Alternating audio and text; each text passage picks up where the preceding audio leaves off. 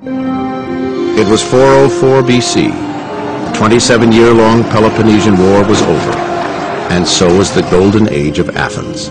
The results of the Peloponnesian War is that an entire generation has learned nothing other than war. There's a whole generation who have not been able to invest their creative talent in architecture, literature, town planning. And so we see the great buildings on the Acropolis that are not finished. We see the gradual demise of great tragedy, and the great historians will be gone. The Athenians also saw that Sparta was in control of their once great empire. They take away the navy. They insist on breaking down places in the wall so that they're not defensible. There's no empire, there's no money, there's no fleet.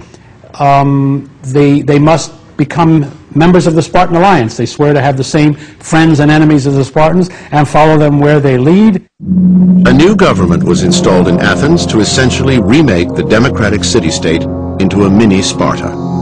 Sparta made it its business to replace democracy everywhere it could with oligarchy. The Spartans thought that democratic regimes were too warlike, inspired too much popular enthusiasm, too disorderly, and too exposed to foreign ideas.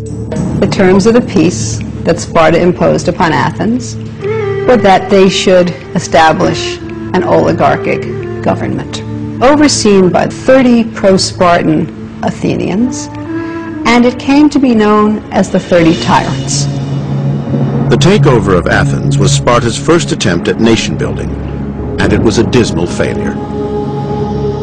Under the direction of Lysander, who was a far better admiral than diplomat, the so-called 30 Tyrants began a terror campaign against anti-Spartan forces inside Athens.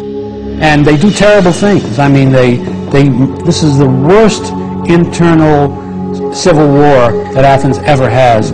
They kill something like 1,500 Athenians.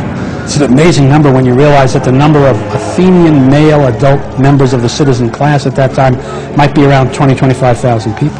It was so bloodthirsty that the Athenian democratic exiles who marched back into Athens to retake their city had the support of the king of Sparta. King Pausanias, who is now one of the kings in Sparta, is a traditionalist, very opposed to Lysander, very opposed to everything that's going on. And it's not too much to say that there is a conflict between kings. Within several months, the victory over Athens had irrevocably divided Sparta, forced the rest of the Greek world to pick sides, and led to the mass murder of everyone in the middle. The Peloponnesian